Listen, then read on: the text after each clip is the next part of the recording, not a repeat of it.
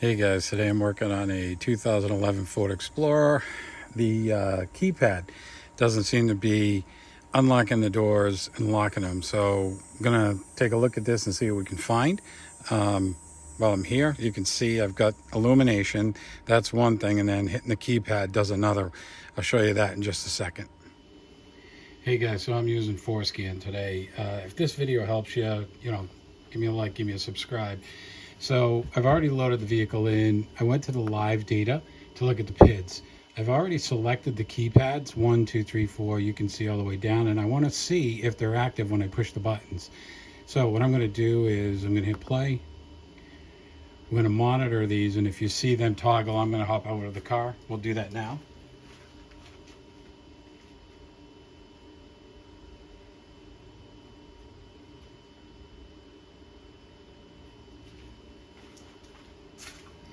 So you saw probably no activity. Originally when I did it, it would flash quickly, and maybe it did that. I couldn't see the screen, but I'm going to show you a schematic, and I'll show you where we're going next. Again, we're using Forescan to monitor these PIDs just to see if we can see if it's the keypad, the body control module, or some wiring issue. Okay, so here's the schematic I'm using. Found this online. Couple things. So here is our body control module here. This fuse we know is working because the LEDs on the keypad actually light up and they respond when you click on the keypad here. So that's interesting. So I know I don't have a problem here, or I suspect I don't. I've already checked this fuse. I know it's not open. So I'm not sure if I've got an issue here, if I've got an issue here, or if I have an issue with my ground connection. So first thing I'm going to do is I'm actually going to measure the ground stud here, the resistance from here to chassis, just to see if, we've got resistance here. We'll do that next. Okay, I'm at the car. Again, we're going to check ground stud. I'm going to check black wire of C500 pin 6 to see if we have ground. There's our ground stud. Right there. Yeah, I had to take the door off.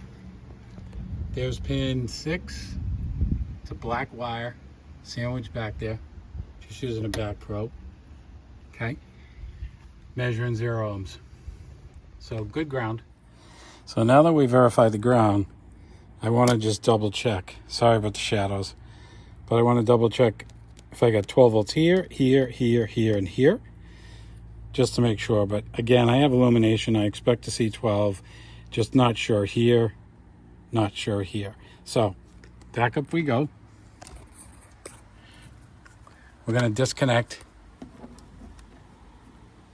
And we're going to try to move to the green wire first, if we can. See if we get 12. We do. And we're going to go to violet.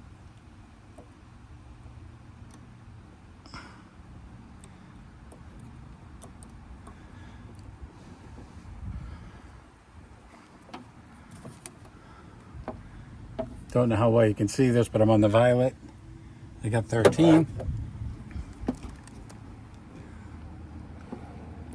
Go to yellow. We got 13. And we're going to go to white and green. See if we can find it. Try this one more time. This one was a little finicky for me. Interesting. White and green, nothing right now. Let's go to red.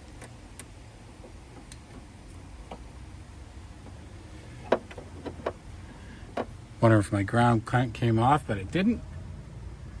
So hold on 1 second. So we're on white-green.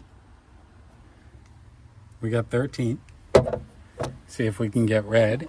It's just finicky in there, the connections. Yeah, it's tough to get in there. I had it earlier.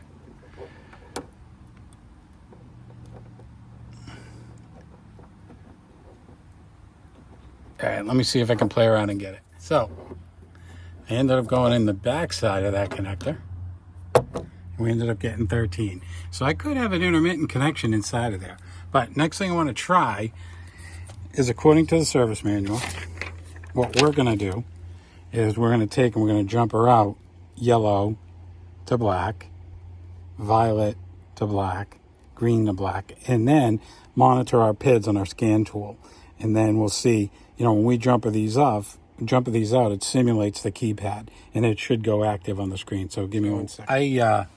I separated the connector from up here so that I could get access to these things. So back to where we were.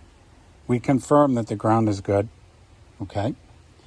What I'm doing now is I'm going through each of the power sequences. I've already confirmed. Trust me. I've already confirmed we have 12 volts here, 12, 12, 12, 12. So we do have one extra wire. It's the white with a red stripe on it. So that's one we're not going to use. But what we are going to do is we're going to simulate the keypad. So in the work instructions here, or the troubleshooting guide, it's going to say to short different connections. So the first one we're going to short is pin 3 to pin 6, which simulates buttons 1 and 2. We're going to short 4 and 6, which simulates 7 and 8. And then we're going to short 5 and 6, which simulates 9. So when you look at this, they correspond to those pins. So when you look at 3, it's going to correspond to the yellow. When you do 4, it's the violet and green. This is gray and blue. And then when you go to 5, it's going to be yellow and green. So that's what I'm going to do next. So give me 1 second. So right now, I'm on the yellow and green, which is going to be here, which is my pin 5, which is pin 5 for here, which should simulate my 9 button. So this should go from inactive to active. So we're just going to short this to ground because I still have my ground connection. And then what's going to happen is it's going to tell us that it's active. So this is simulating the key punch. So the next thing I want to do is we're going to go to one of the next ones. So we want to look at these, and let me get that connected and we'll come back. All right, so let's try this one more time. So I just realized that I had stopped my 4Scan program, and that's why it wasn't seeing the values. So we're going to go back. We've already double checked the ground. The ground is good. So I'm going to hit 3, 4, and 5 and make sure that when I jump these out, they're active. So first thing I want to do is I'm going to jump out this one here. And what this is showing me is that 7 and 8 are actually triggered. And 7 and 8, according to our service data, is going to be pins 4 and 6. So that's pin 4. So let's go to 5. So 5 shorts out keypads 9 and 0. That's going to be our green or a yellow and green, wherever you terminate them. 5 and 6 is 9. And then the last one is going to be 3. So that's pin 5, that's pin 4, that's pin 3. So that shorts out 1 and 2. So it looks like our wiring is intact, our grounds are intact. I'm going to clean these contacts, put this back together again, and see if the keypad functions correctly. Or I may just plug this back in and see if when I trigger the keypad, these become active. Let's see what happens. Hey guys, so I know this video has been a little bit sketchy here and there. I'm hoping this helps you though.